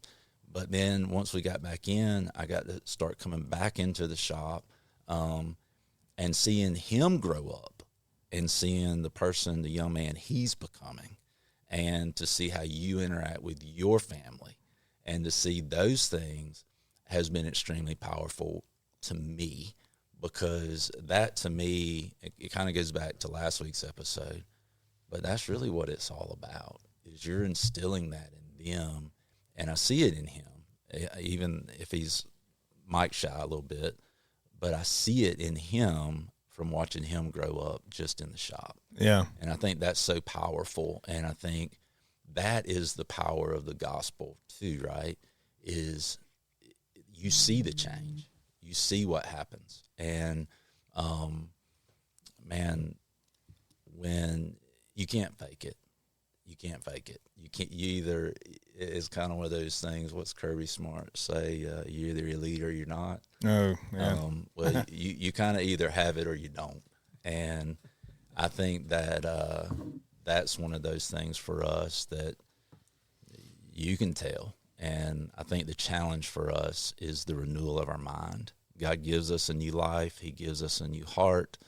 But he says our mind has to be renewed, and we don't think in the old ways. And I think a lot of those old ways are what keeps us from really living in the freedom. Jesus said, if you hold to my commands, you'll know the truth will set you free. And, man, there's so much more freedom, I think, in Christ than what we oftentimes experience, because we hold on to a lot of the truths of the world. You know, we're lulled into thinking that we're not in a battle, that it really doesn't matter. You know, we just kind of go about our workaday lives, and you know, we want to go home tonight, have something to eat, right? Go to bed, have a good night's rest somewhere safe, get up and do it again tomorrow. You know, and we're often, you know, we're okay with that just kind of being it, I think. Yeah. You know, and man, the worst kind of chains are the chains that you don't even realize are holding you down. Yes. The chains that you don't even realize are there. Yeah, there's a documentary about the church in Iran, how fast it's spreading. And this has been out for a few years now, but it's called Sheep Among Wolves. It was, at the time it came out, I think it was a 2-part series. And a lady and her husband had moved from Iran. They were Christians. They moved from Iran to the United States.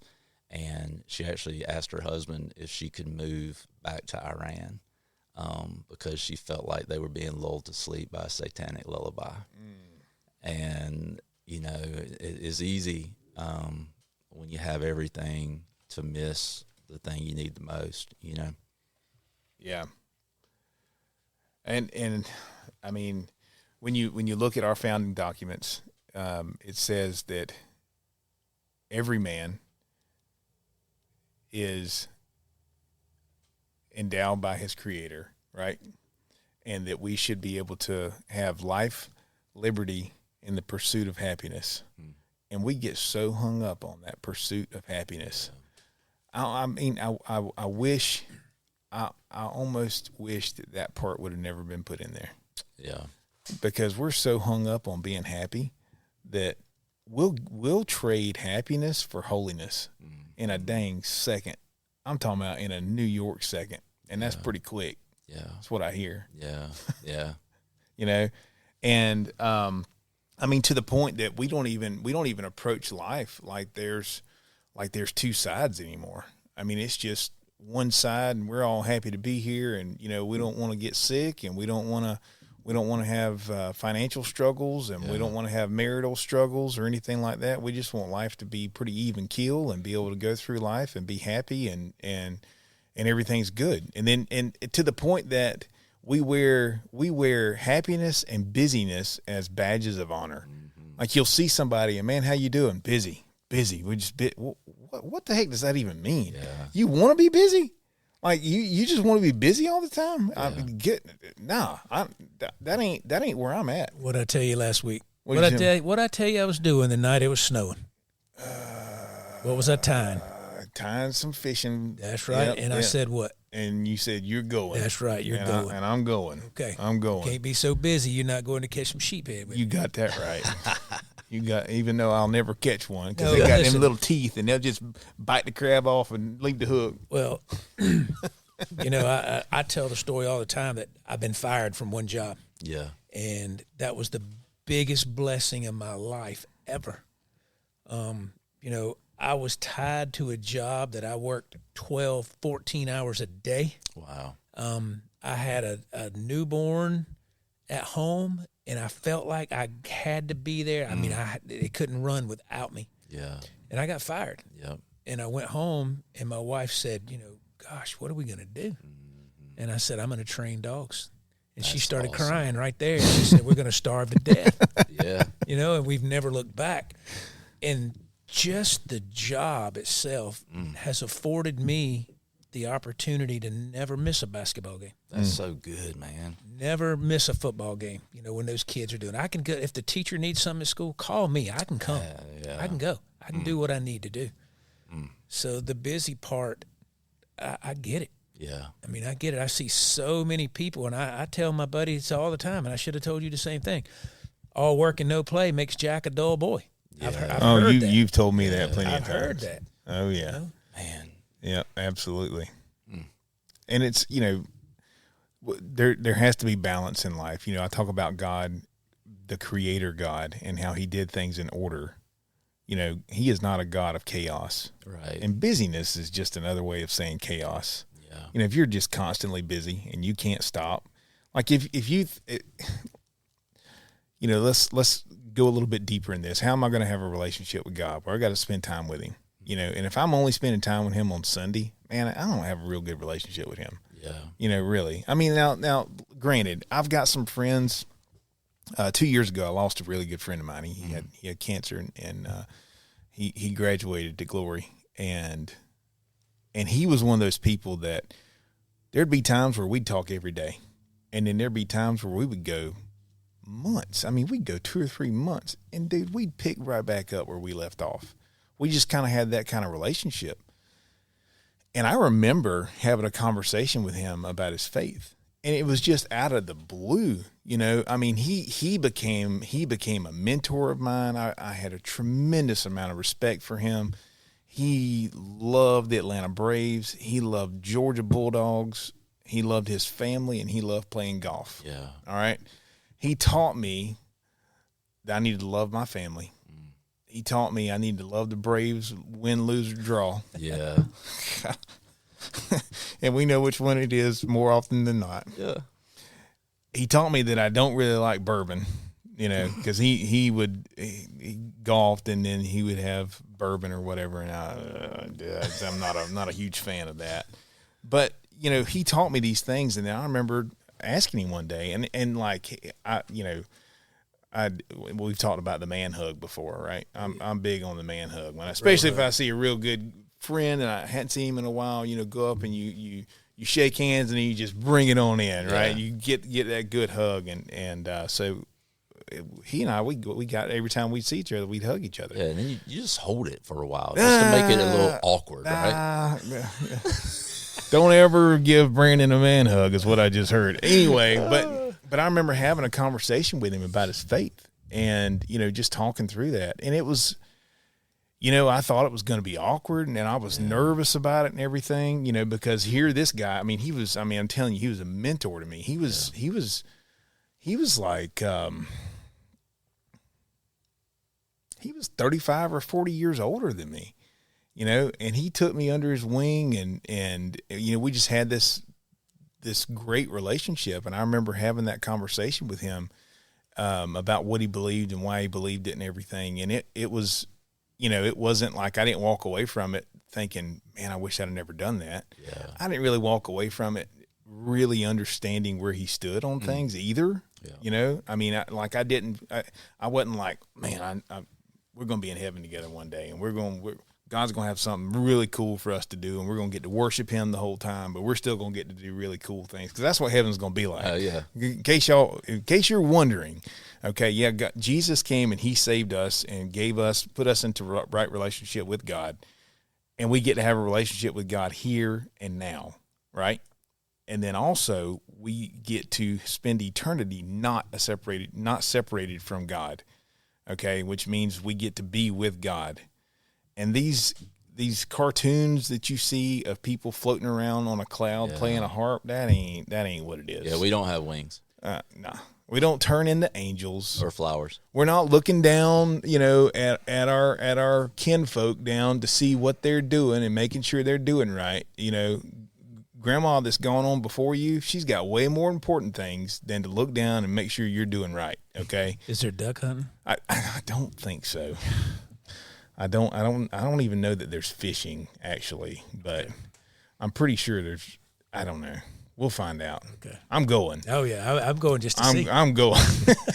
All right. So real quick story. I gotta tell you this story, and this is gonna be the longest podcast ever. That's fine. Definitely not the longest ever. Joe Rogan goes for like 8 hours. That's true. Nobody's ever gonna listen to this, so we can say whatever we want to say. By the way, listen in next week because we do have Donald Trump. I'm kidding. But Joe Rogan got to do that, so we're not Joe Rogan. But anyway, we used to go to the Geechee River and do baptisms. Okay. And it was really cool. We kind of caravan from whether we were at this little blue building we used to meet at over behind Burger King or the high school. We met for about 4 years.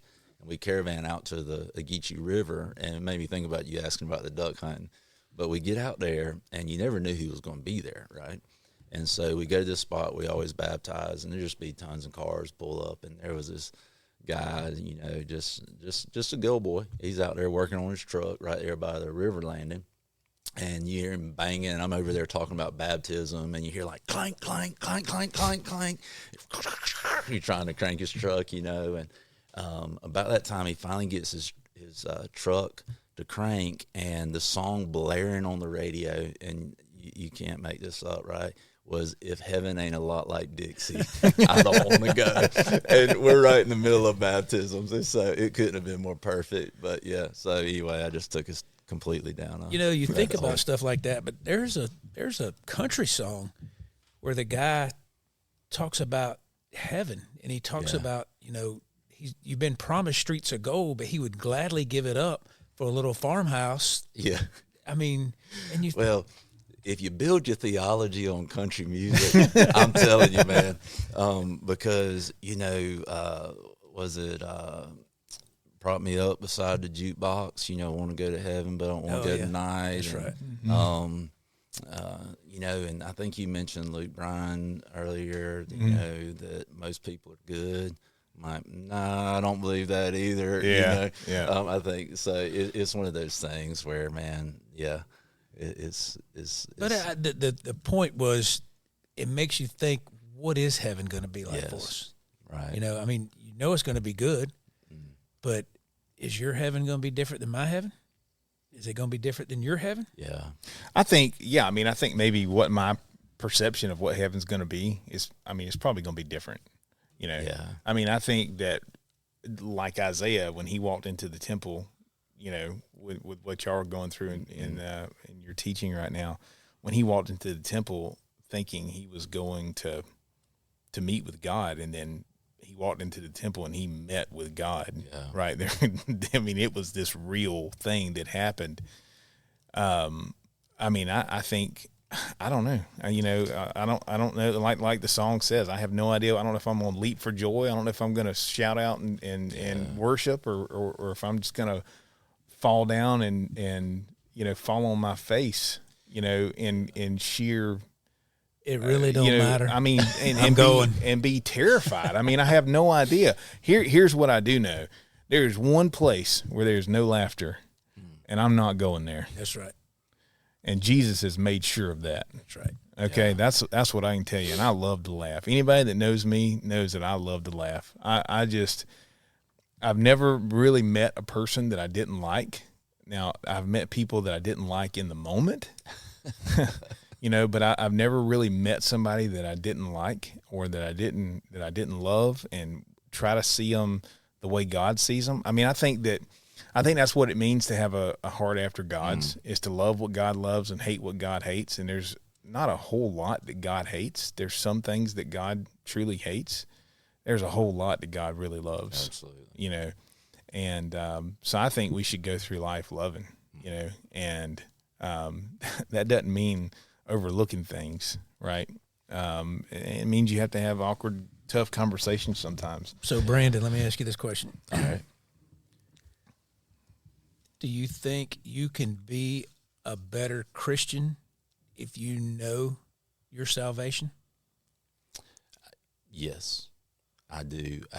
And the reason for that is, how can we give a reason for our confidence and our joy if we don't know? Right. And it comes back to where is my confidence? How can you share that with somebody else if you're not confident? If you're not certain of it. Absolutely. And I'm not going to say, like, there's not aspects I question. Like, it's like what you said about heaven. I 100% guarantee you that end times, heaven, all of that is going to be different than what everybody thinks it's going to be, because up to this point, God's done nothing like we thought he was going to do it. So there's certainly things that I question. There's certainly things that I wrestle with that I don't understand. But what I always encourage people with, there's so many things that we don't understand, but focus on the things we do. Because if you just focus on the things that we do know, God's good. How do we know that? The cross. All right.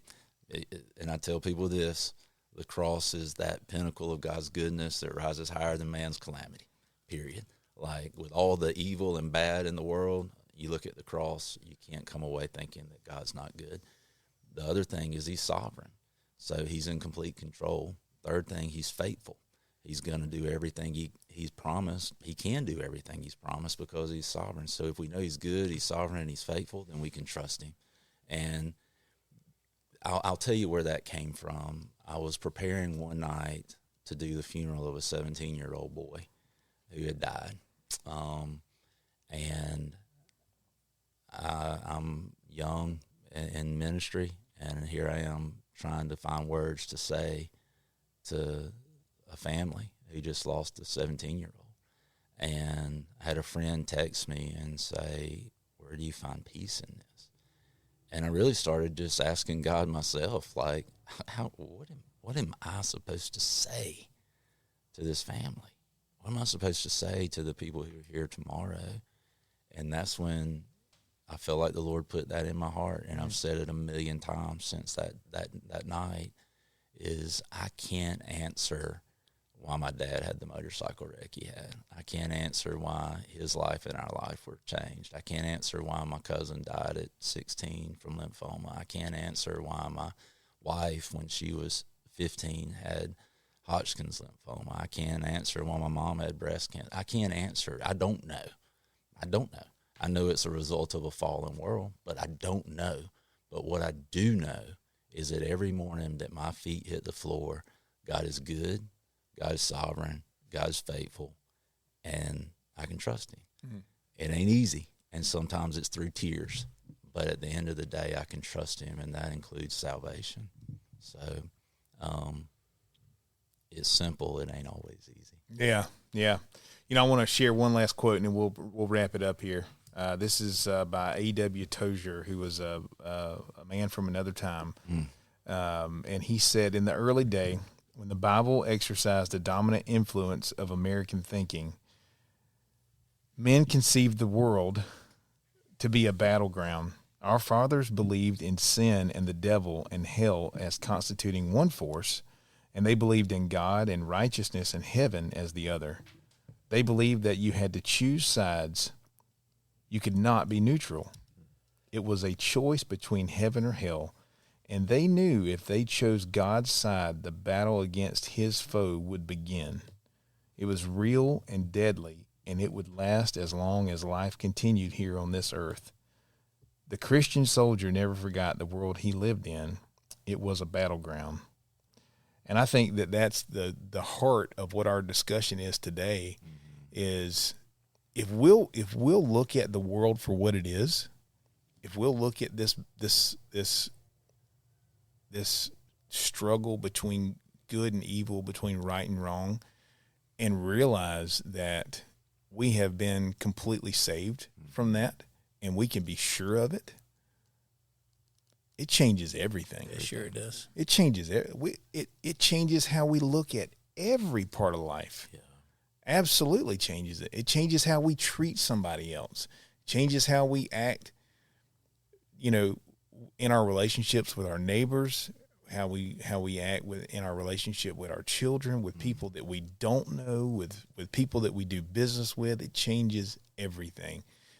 And we're still going to make mistakes. And when we do, we need to own it. We need to say, man, I made a mistake. I screwed up. I didn't do this the right way. And, just the act of just that humble posture will change most people's response to you. Right? I mean, I've been taught two things that I can put my finger on. When you're wrong, say you're wrong and go and apologize. Yeah. Stand up and go and apologize. Yeah. And be on time. That's great. Yeah, that is good. That is good. All right, guys. Well, let's wrap it up there. Thank y'all for being here today. Dub, we appreciate you being here.